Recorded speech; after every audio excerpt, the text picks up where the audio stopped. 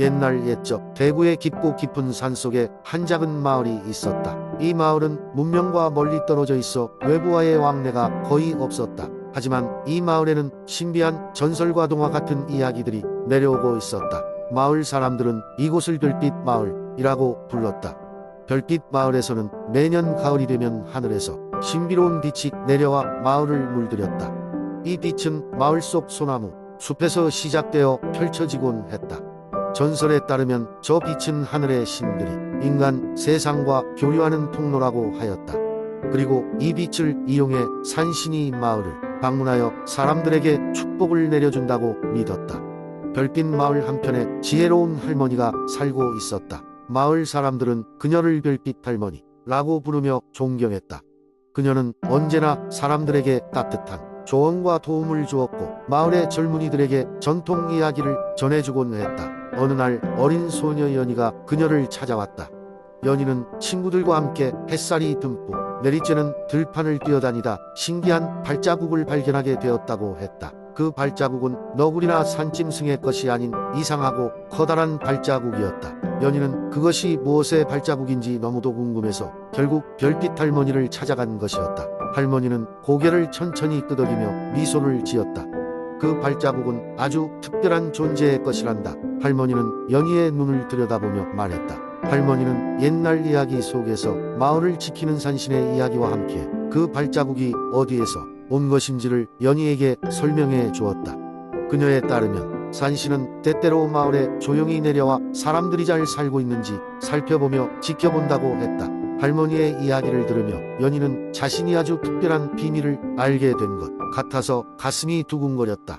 그리고 그날 이후로 연희와 친구들은 그 발자국의 흔적을 찾는 새로운 모험을 시작하게 되었다. 그들은 마을 주변을 탐색하며 가끔씩 나타나는 발자국을 따라 마을의 구석구석을 다니기 시작했다. 얼마 지나지 않아 가을 축제가 다가왔고 마을 사람들은 준비에 바빴다. 축제는 별빛이 내리는 날에 맞춰 열렸다. 그날 밤 하늘엔 언제나처럼 아름다운 별빛이 내리기 시작했다. 별빛 할머니는 마을 중앙에서 사람들이 모인 축제의 시작을 알렸다. 그리고 연희와 친구들은 보름달이 뜬 숲가로 달려갔다. 아이들은 별빛 속에서 무언가가 움직이는 것을 보았다. 그 순간 그들이 찾던 신비한 발자국의 주인 산신이 나타난 것이었다. 산신은 아이들에게 다가와 흐느적거리며 미소 지었다. 그는 아이들이 용감하게 마을을 지켰다는 것을 칭찬하며 특별한 이야기를 들려주었다. 그리고 연희에게는 작은 별 모양의 펜던트를 건네주며 그 용기를 잊지 말라 전했다. 그날 밤 이후로 별빛 마을은 전보다도 더 따뜻하고 화목한 공동체로 거듭났고 연희와 친구들은 그 특별한 모험을 아무에게도 말하지 않았지만 때때로 그 펜던트를 보며 그날 밤의 놀라운 만남을 떠올렸다. 이 이야기는 오랜 세월이 지나도 대구의 별빛 마을에서 계속해서 전해 내려오며 사람들의 마음을 따뜻하게 해주었다. 두 번째 이야기 옛날 옛적 충청북도의 한가운데 자리 잡은 작은 고장 음성에는 신비로운 이야기가 전해져 내려오고 있었다. 이곳은 자연의 풍광이 아름다워 사람들은 이 마을을 버드나무와 맑은 물 그리고 푸른 하늘이 어우러진 곳이라 불렀다. 음성에는 오랜 세월 동안 주민들과 함께 살아온 정령들이 있었다. 사람들은 그들을 제니라고 불렀다. 제니들은 사람들에게 농사를 가르쳐주고 풍년이 들게 도우며 때로는 장난을 치기도 했지만 언제나 마을 사람들을 도왔다. 마을 사람들은 매년 보름달이 뜨는 날 제니들에게 감사의 제사를 올렸다.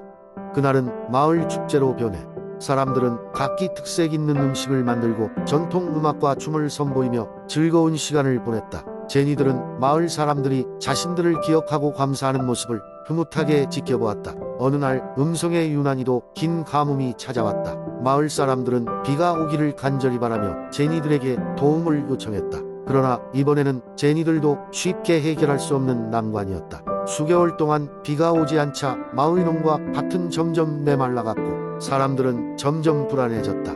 그러던 어느 날 밤 제니들의 여왕인 설이 이 한 소녀에게 꿈속에서 나타났다.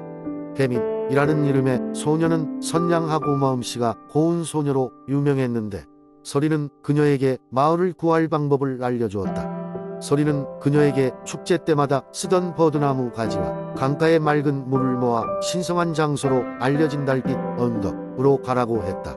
거기서 특별한 의식을 치르면 하늘이 감응하여 비를 내리게 할 수 있다고 전했다. 다음 날 배미는 꿈에서 본 내용을 마을 사람들에게 전했다. 사람들은 처음에는 믿기 어려워했지만 배민의 진심 어린 용기와 서린의 메시지가 담긴 꿈이라는 점에서 그 뜻을 따르기로 했다. 그리하여 마을 사람들은 정성스럽게 제단을 마련하고 버드나무 가지와 물을 모았다. 보름달이 떠오른 밤 마을 사람들은 모두 달빛 천덕에 모였다.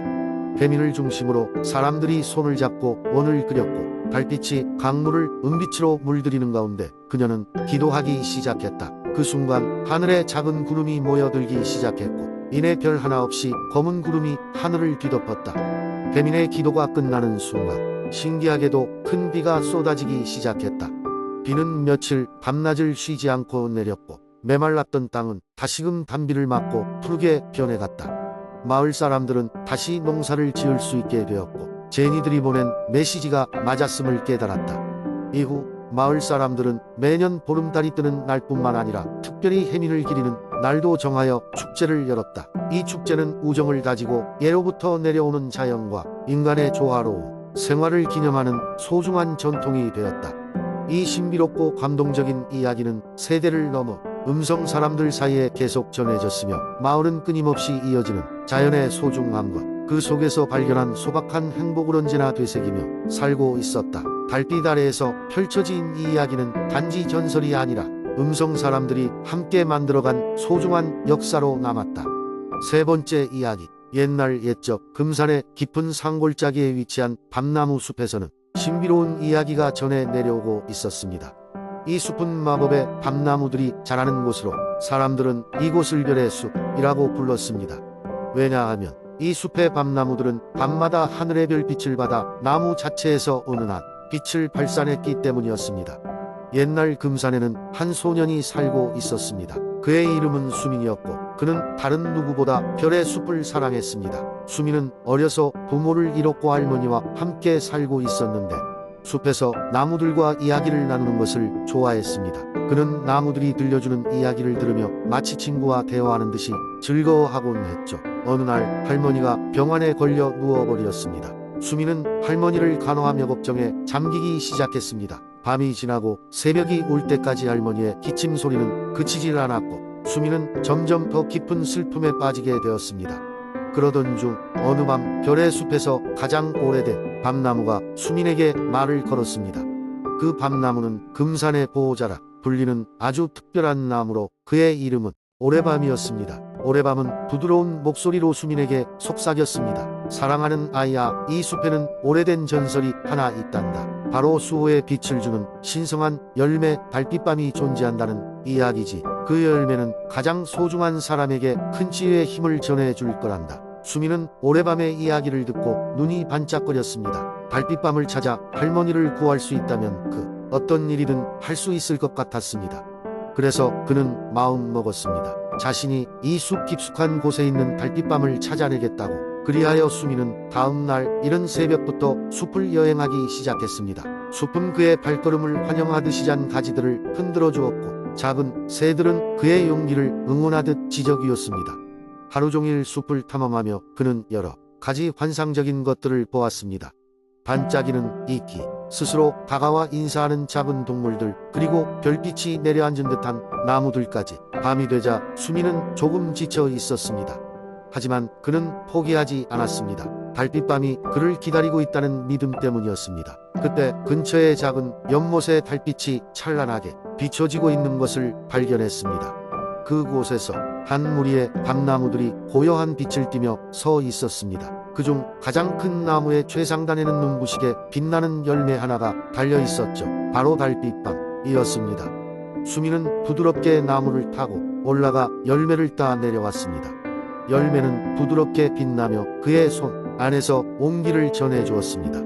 그는 감사의 마음을 담아 오래밤에게 손을 흔들어 인사하고 집으로 돌아왔습니다.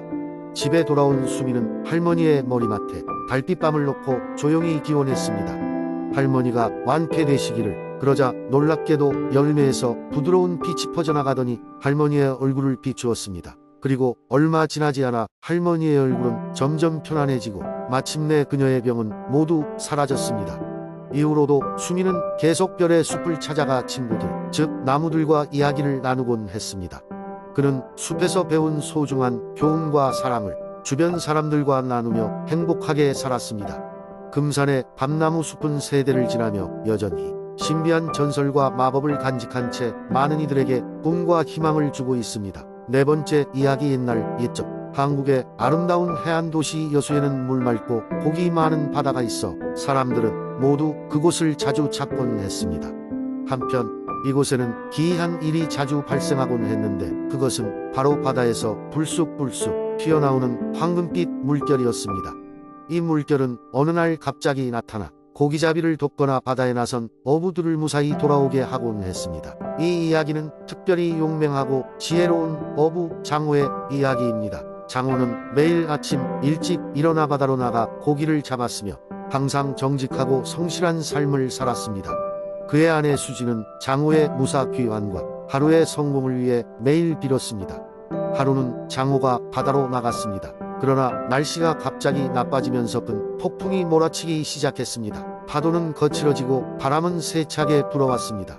장호는 항로를 잃고 정신없이 표류하게 되었습니다. 그 순간 바다 한가운데서 황금빛 물결이 나와 장호의 배를 사뿐하게 감싸더니 곧바로 길을 인도하기 시작하는 것이 아니겠습니까? 황금빛 물결은 장호를 안전한 곳으로 데려가서 힘을 잃고 사라졌습니다. 장호는 이 일을 하늘의 은혜로 알고 고개를 숙여 감사의 기도를 올렸습니다. 마을로 돌아온 장호는 아내 수지에게 이 기적 같은 이야기를 전하며 용왕님이 자신을 도와주었다고 믿게 되었습니다.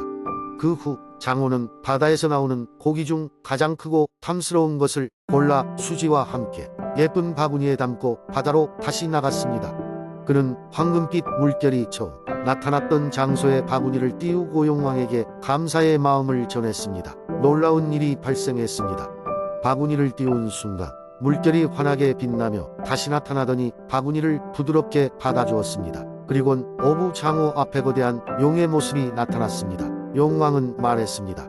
장호야, 너의 성실함과 선함이 나를 감동시켰고 너의 진심 어린 감사에 그 보상을 하고자 한다. 그 후로 여수의 바다는 늘 풍요로웠습니다. 장호와 수지는 저녁마다 바다 쪽을 향해 감사의 기도를 잊지 않았고 마을 사람들도 그 이야기를 믿고 용왕과 바다의 은혜에 감사하며 살아갔습니다. 마을은 더 평화로워졌고 사람들은 더불어 살아가는 지혜를 알게 되었습니다.